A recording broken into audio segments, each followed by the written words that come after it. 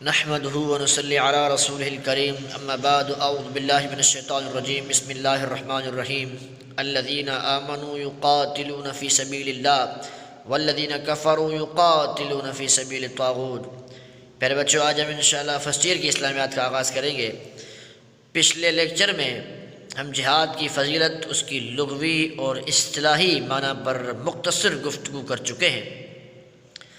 آج ہم انشاءاللہ جہاد کی اقسام کے حوالے سے مختصر گفتگو کریں گے۔ بیٹا، جہاد کی بہت سارے اقسام ہیں، جن میں سے چند مندرجہ ذیل ہیں، چند کی وضاحت کریں گے۔ بیٹا، جہاد کی سب سے پہلی قسم جہاد بالنفس، یعنی نفس کی خواہشات کے خلاف جہاد کرنا، اور اپنے نفس کی جو خواہشات ہیں ان کے خلاف لڑنا سب سے مشکل کام ہے۔ اپنے نفس کو شکست دینا، اپنے نفس کی خواہشات کو مٹانا، ان سے لڑنا، انہیں شکست دینا، یہ سب سے مشکل کام ہے۔ اس میں وقت، قوت اور محنت زیادہ صرف ہوتی ہے، اور یہ جہاد ہمیشہ کے لیے جاری رہتا ہے جب تک انسان کی سانسیں چلتی ہیں۔ تو اس لیے اللہ کے رسول نے اس جہاد کو جہاد اکبر کا نام دیا ہے، اور یہ جہاد کا وہ مرحلہ ہے جسے طے کیے بغیر انسان جہاد کے کسی اور میدان میں کامیابی حاصل نہیں کر سکتا۔ اگر انسان جہاد کے کسی اور میدان میں کامیابی حاصل کرنا چاہتا ہے تو وہ پہلے اپنے نفس کی خواہشات کو شکست دے گا۔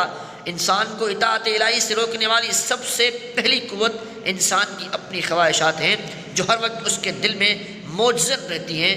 ان کو شکست دینے کے لیے انسان کو ہر وقت تیار رہنا چاہیے۔ پیارے بچوں، دوسری قسم جہاد کی شیطان کے خلاف جہاد۔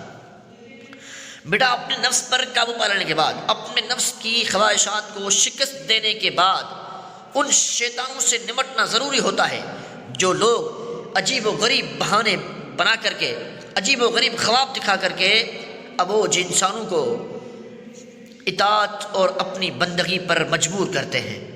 قرآن حکیم اس قسم کی ہر قوت کو طاغوت کا نام دیتا ہے۔ اللہ احکم الحاکمین فرماتے ہیں کہ الذین آمنوا یقاتلون فی سبیل اللہ، جو لوگ ایمان والے ہیں، یقاتلون فی سبیل اللہ، سو لڑتے ہیں اللہ کی راہ میں، والذین کفروا، اور جو کافر ہیں، یقاتلون فی سبیل الطاغوت، وہ لڑتے ہیں شیطان کی راہ میں۔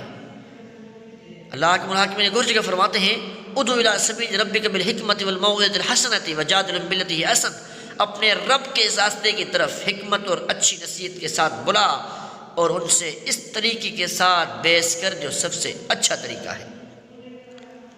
اپنے رب کے راستے کی طرف حکمت اور اچھی نصیحت کے ساتھ بلا، اور ان سے اس طریقے کے ساتھ بحث کر جو سب سے اچھا طریقہ ہے، جو سب سے بہترین طریقہ ہے۔ اگر جہاد کا سچا جذبہ دل میں موجزن ہو تو مومنانہ بصیرت ہر موقع پر مناسب راہیں سجھا دیتی ہے۔ اس سلسلے میں اللہ کے رسول صلی اللہ علیہ وسلم کا بہترین فرمان ہماری بہترین رہنمائی کرتا ہے۔ اللہ کے رسول نے فرمایا من رأى منکم منکرا فلیغیرہ بیدہ فإن لم یستطع فبلسانہ، تم میں سے جو کوئی بدی کو دیکھے تو اس کو چاہیے کہ اسے ہاتھ سے قوت سے روکے، اگر ہاتھ سے روکنے کی طاقت نہیں تو زبان سے روکے، اگر زبان سے بھی روکنے کی طاقت نہ ہو تو پھر اسے دل میں برا جانے، تو اسے دل سے برا جانے کم سے کم۔ اور یہ جو بدی کو محض دل سے برا سمجھنا ایمان کا کمزور ترین درجہ ہے۔ بیٹا، ایک اور جہاد کی قسم ہے جہاد بالسیف۔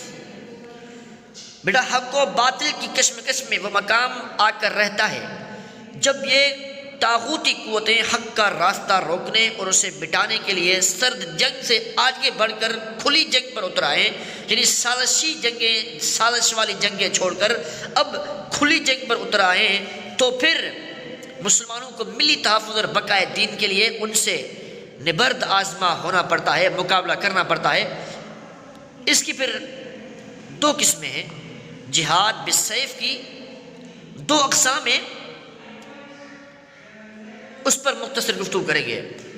اول پہلی جو ہے مدافعانہ جہاد، یعنی دفاعی جہاد۔ مدافعانہ جہاد، دفاعی جہاد۔ یعنی اگر کوئی مسلم قوت کسی مسلمان ملک پر حملہ کر دے تو اس ملک کے مسلمانوں پر اپنے دین و ایمان، جان، مال، عزت، آبرو کے تحفظ کے خاطر جہاد فرض ہو جاتا ہے۔ مسلمان ممالک اور اسلامی معاشرے کو غیر مسلم کے تسلط سے محفوظ رکھنے کے سلسلے میں جو بھی کوشش کی جائے گی وہ جہاد شمار ہوگی۔ مدافعانہ جہاد کی ایک اور قسم یہ بھی ہے، اگر کسی غیر مسلم ریاست کی مسلمان رعایا پر محض اس کے مسلمان ہونے کی وجہ سے ظلم و ستم ڈھایا جا رہا ہو تو عالم اسلام اسے ظلم و ستم سے نجات دلانے کی ہر ممکن کوشش کرے گا۔ یعنی اگر کافر حملہ کریں تو دفاعی طور پر اس کو منہ توڑ جواب دینا چاہیے۔ اپنے مال، عزت، جان، آبرو کے تحفظ کے لیے اس علاقے کے مسلمانوں پر جہاد فرض ہو جاتا ہے۔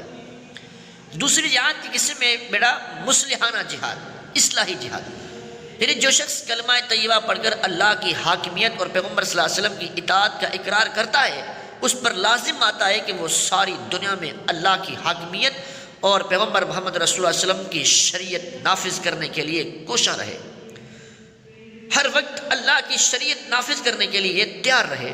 اللہ کا فرمان ہے هو الذی ارسل رسولہ بالہدی ودین الحق لیظہرہ علی الدین کلہ ولو کرہ المشرکون، وہی ہے جس نے اپنا رسول ہدایت اور دین حق دے کر بھیجا، وہی ہے جس نے اپنا رسول ہدایت و حق دین دے کر بھیجا ہے، سچا دین دے کر بھیجا ہے تاکہ اسے ہر دین پر غالب کر دے، خواہ مشرک کو یہ برا کیوں نہ لگے، خواہ مشرک برا کیوں نہ جانے۔